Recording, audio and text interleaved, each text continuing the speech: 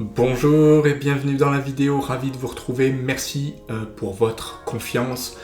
Aujourd'hui, je vais vous apprendre ce que je vous ai promis donc dans cette formation, comment j'arrive à faire ça, comment vous allez réussir à faire ça.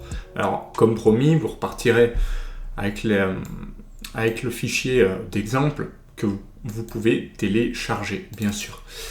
Donc, avant d'en arriver là, donc à ce que j'ai ici, il faut revenir un petit peu en arrière, bien évidemment, pour vous apprendre tout ça, comment ça se passe. Très concrètement, on va faire un exemple précis, ok? Et cet exemple, je vous le donnerai au fur et à mesure, d'accord? Donc pour l'instant, ça, on va le mettre plus loin et on va commencer par la base, d'accord? La base, c'est quoi? Primo, ce qu'il faut faire, et c'est important, je vais le copier ici, on n'a pas ça en principe, sauf si vous avez déjà un bloc. Si on va supposer que vous n'avez pas de bloc. Donc moi je vais faire burst pour l'exploser. En gros, ce qu'il faut, c'est faire un cartouche déjà digne de ce nom. Bon, avec des dimensions, ça, vous faites un petit peu comme vous voulez, il n'y a pas de souci. Vous pouvez mettre un petit peu de texte. Alors, à savoir, tout ce qui va changer, comme l'entreprise, ça ne sera pas du texte, d'accord? C'est ce qu'on appelle en fait des attributs. Tout ça, ce sont des attributs. Tout ce qui change dans un bloc, on va appeler ça des attributs. Et étiquette. Étiquette, c'est ce qu'on va mettre dedans. Bref, ce qu'il faut retenir, c'est que par exemple, quand vous allez créer votre bloc, ça va changer, ça va changer, c'est le titre. Ça va pas changer puisque c'est de l'habillage. Et ici, moi, j'ai géré ça sous forme d'un bloc supplémentaire. C'est ce que je vous ai montré dans la vidéo. C'est que ça, si je le déplace, c'est un bloc à part. D'accord? C'est le seul moyen que j'ai trouvé pour pouvoir gérer, on va dire, rapidement les indices sans avoir à la fois à rentrer dans le bloc et en gardant par exemple la possibilité de faire ici 4 intervenants ou un intervenant. Si j'avais en plus dû gérer les indices, ça ferait un bloc trop compliqué à mon sens. Après, c'est une manière de voir les choses. Moi, je vais vous montrer ma méthode. Si derrière, vous voulez faire une usine à gaz, il n'y a pas de souci. Ça fonctionne aussi. C'est juste que, clairement, ça peut être plus compliqué à gérer par la suite. Donc moi, quand j'ai des choses complexes, je coupe en plusieurs blocs. Il y a le bloc cartouche, il y a le bloc ici indice. C'est ce que je vais essayer de vous montrer là. Donc on va garder finalement un bloc cartouche, une trame, avec par exemple ici une échelle de plan qui ne va pas changer. Ce qui changera, c'est ce qu'on va mettre ici. L'attribut va s'appeler par exemple échelle. Lui, on pourra le changer, d'accord? Alors, première étape, pour arriver à créer un bloc, je vais vous montrer la méthode. Donc, ce qu'on va faire, c'est que quand vous récupérerez ça, je vais vous le mettre ici. Voilà. Donc ça, ici, c'est un petit peu les étapes qu'on va suivre. Ça, ce sont les blocs que j'utilise. On peut peut-être le rapprocher un petit peu. Ça, c'est une trame de bloc et ça, on va dire que c'est la continuité de la formation. On va travailler dans ce sens. La première chose à faire, c'est de créer un bloc. Soit vous faites la commande bloc, vous sélectionnez ça, soit vous utilisez un CTRL Maj C et CTRL Maj V pour coller en tant que bloc. C'est vous qui voyez. Éventuellement, je peux cliquer sur bloc, faire nom du bloc cartouche test, objet, je vais faire choix des objets, je vais sélectionner ça, je vais faire entrée et on fait simplement OK, d'accord? Automatiquement, lui s'est transformé en bloc. Donc ce que je vais faire pour que vous puissiez vous entraîner, je vais vous le mettre ici et je vais faire burst. Voilà. Donc ça, c'est la base. D'accord? Ensuite, ce qu'il faut, c'est le transformer en bloc. Commande bloc, et c'est exactement les étapes qu'on vient de faire. Rien de compliqué jusque-là. D'accord? Là où ça se complique, c'est que déjà, on doit rentrer dans le bloc. Donc généralement, ce qu'on fait, c'est qu'on clique dessus et on fait clic droit, éditeur de bloc. Ça, c'est pour rentrer dans les blocs en général, donc sur AutoCAD. Ça marche aussi sur du GStarCAD ou autre logiciel. Ça va être à peu près similaire. Donc une fois qu'on est rentré dans le bloc, on a quelque chose comme ça. Alors, ce qui va être important, c'est de connaître les paramètres ici de l'éditeur de blocs. J'ai fait un tuto complet sur les blocs dynamiques avec tout ce qu'on appelle paramètres, avec les paramètres de linéaire, etc. Là, clairement, ce qui va nous intéresser, c'est plutôt la section attributs. Attributs, c'est du texte qui va changer. C'est une étiquette qu'on va pouvoir modifier. Donc, si je clique sur attributs, ça va inviter donc la création d'un attribut. Alors, par défaut, laissez bien verrouiller, ça évite les bugs. Si on doit bouger quelque chose, on lui mettra un paramètre de déplacement.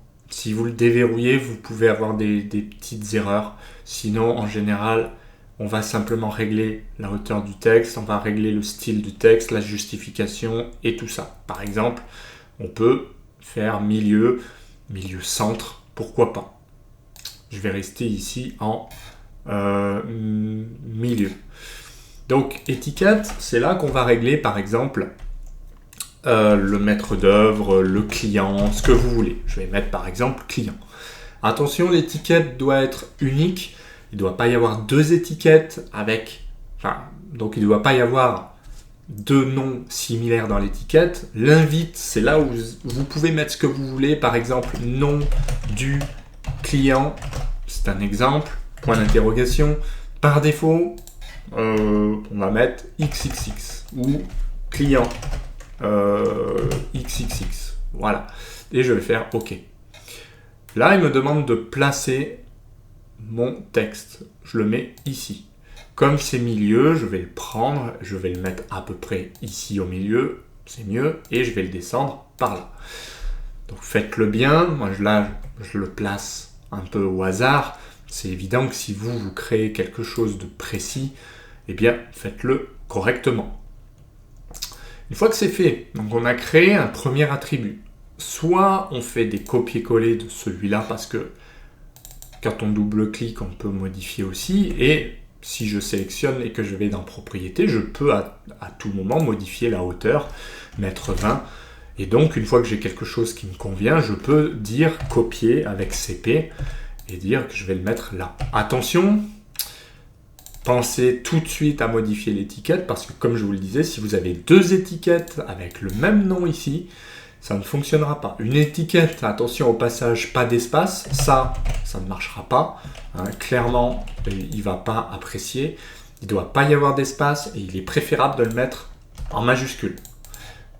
Donc ici, jamais la même chose. Si vous avez par exemple à mettre indice 1, indice 1, ça ne fonctionnera pas. Donc évitez de mettre indice, indice, indice. C'est indice 1, indice 2, indice 3, etc. Jamais d'espace, jamais de choses qui ne fonctionnent pas. Donc, si vous devez faire un espace, moi ce que j'utilise c'est soit le tiret du 8, client 1, soit vous utilisez, je sais pas moi, le tiret classique, c'est comme vous préférez. Moi j'ai tendance à utiliser le tiret du 8, donc client 2 par exemple. Voilà, vous voyez, faites attention de ne jamais avoir le même titre. Donc ça peut être plutôt ici adresse en majuscule, tiret du 8, client. C'est un exemple. Donc ici, vous mettez quelque chose ou vous mettez rien. C'est comme vous voulez. Vous n'êtes pas obligé de mettre quelque chose. C'est simplement pour vous aider, par exemple, adresse, par défaut, XXX. Voilà. Donc, ça, c'est une première chose.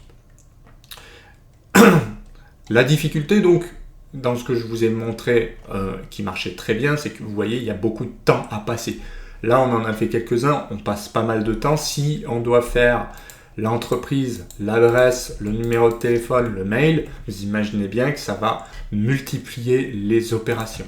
Donc, on va en faire, par exemple, déjà un, ce sera pas mal. Je vais le mettre au centre, donc je vais je fais CTRL. Alors, je suis allé un petit peu vite. Pour faire ça, j'ai tendance à prendre le milieu. Je fais CTRL, clic droit, milieu entre deux points. Donc de là à là, j'espère être au milieu.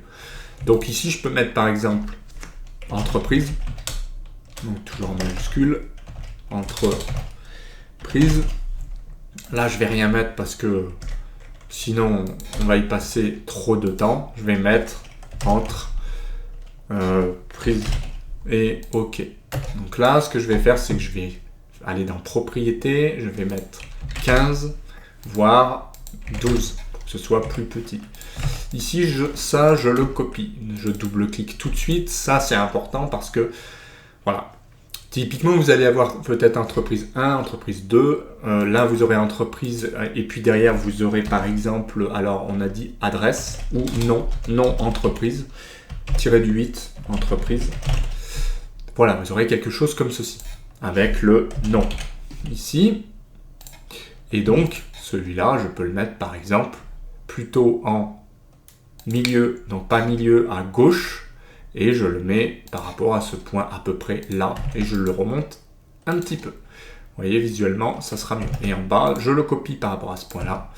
Je double-clique et je mets, alors, tel, par exemple, téléphone, telle entreprise, et ici, tel. D'accord? OK. Donc, téléphone d'entreprise, je peux le descendre un tout petit peu avec la poignée, ou avec DP, déplacer. Voilà. L'échelle, alors si j'ai besoin d'une échelle, je vais prendre ça et je vais l'emmener ici. D'accord? Alors je vais le supprimer et je vais plutôt prendre une échelle plus grosse. Copier-coller, je l'emmène au hasard ici. Là, je ne fais pas de fioriture, hein, je le place vraiment au pif. Simplement, je vais mettre tout de suite échelle. J'enlève ça et je mets un 50. OK. Pour qu'il y ait quelque chose hein, de base. Vous pouvez mettre de base un 100 ou 1 sur X. C'est comme on veut. Plan, je vais copier ça. Je vais mettre plan. Je vais mettre 0,1. OK. Phase. Principe DCE, EXE, APD, ce que vous voulez. Donc, phase. Par défaut, EXE, APD. Vous mettez bien ce que vous voulez. Alors vous ne mettez rien. X ou à définir. Ou numéro d'affaires. On va mettre affaires. Numéro Tartampion. Donc numéro par exemple 000. Voilà. Donc vous voyez, il y a un petit peu de taf. Si on veut tout réenseigner, si par exemple il y a plusieurs entreprises, il va falloir faire un certain nombre de copier-coller. Bon, vous avez compris. Là, dans le tuto, on va pas non plus tout faire, mais le principe, je vous l'ai donné. Si vous avez X entreprises, pensez tout de suite à mettre entreprise 1, pourquoi pas, non entreprise 1, non 1. Bref, ça c'est pourquoi c'est important, parce que quand vous allez faire des copier-coller, ensuite vous mettez entreprise 2, entreprise 3, etc. Histoire de ne jamais avoir la même chose, ça c'est très très important. Une fois que c'est fait, pensez de temps en temps à enregistrer. Hein. On va faire fermer l'éditeur de bloc et enregistrer, toujours. J'enregistre.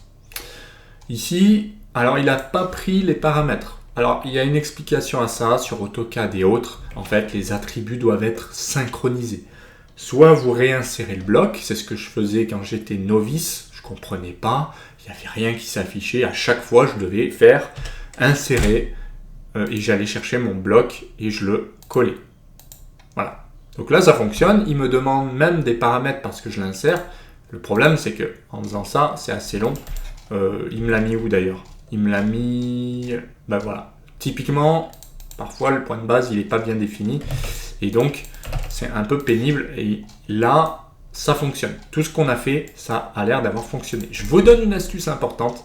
Vous allez simplement faire at5, donc attribut et synchroniser, et sélectionner. Ensuite, vous sélectionnez le bloc et vous faites oui. Et là, vous avez le même résultat. Donc, attention, important à chaque fois que vous modifiez un attribut, n'importe quel attribut, ça ne marchera pas bien. Il faut penser à le synchroniser. Ça, c'est l'inconvénient d'AutoCAD et c'est comme ça. Une fois que tous les attributs sont créés, si vous changez un peu la taille, etc., ça peut fonctionner. À vérifier. Mais dans le doute, vous synchronisez et vous vérifiez qu'il n'y a pas de souci. Donc vous voyez, on arrive à quelque chose qui ressemble un peu à ça. Les champs en moins, on verra comment on gère tout ça. Mais concrètement, vous avez quelque chose que vous pouvez éditer. Vous vous souvenez, ça c'est du texte. Si je double-clique, je ne peux pas le changer. D'accord? Donc attention à ça. Pour le changer, il aurait fallu que je mette une étiquette. Là, c'est une étiquette. Donc, si j'en change un, je double-clique et je change client. Je peux faire ensuite entrée et je passe au deuxième que j'ai créé. C'est pas forcément dans l'ordre. Si vous faites un attribut là, puis vous le copiez là, puis vous le copiez là, ça sera dans le désordre. Donc, attention important, si vous voulez pouvoir changer comme je le fais et les avoir dans l'ordre, faites-le correctement en partant du haut vers le bas, c'est plus logique. Par contre, si vous sélectionnez un ou plusieurs blocs, ça peut être 2 blocs maintenant, vous faites ça, et vous allez dans propriété et vous faites par exemple client 124, on va mettre des choses au hasard, hop hop hop hop hop, bon là je fais vraiment n'importe quoi, je mets un numéro d'affaires au pif, voilà. Donc là j'ai réglé tous mes paramètres du premier coup, d'accord? Donc ça peut être pas mal. Alors je vais faire un petit retour arrière, CTRL Z, ça va bien. Voilà, donc ça c'était pour vous montrer deux manières, soit on les clique un par un, soit on a plusieurs choses et comme d'habitude on passe par propriété pour aller plus vite, tout simplement. Donc ça c'est une première étape, c'est assez intéressant, mais du coup il va falloir qu'on voit l'aspect par la suite de la création donc et de l'insertion de champs, parce que ça c'est plus compliqué, et de la création d'un bloc, d'indices, comme j'ai pu vous le montrer. Donc ça, c'était la première étape, première leçon, comment on crée le bloc dynamique, comment on renseigne des étiquettes. Et donc, on se donne rendez-vous pour la suite du cours. À tout de suite.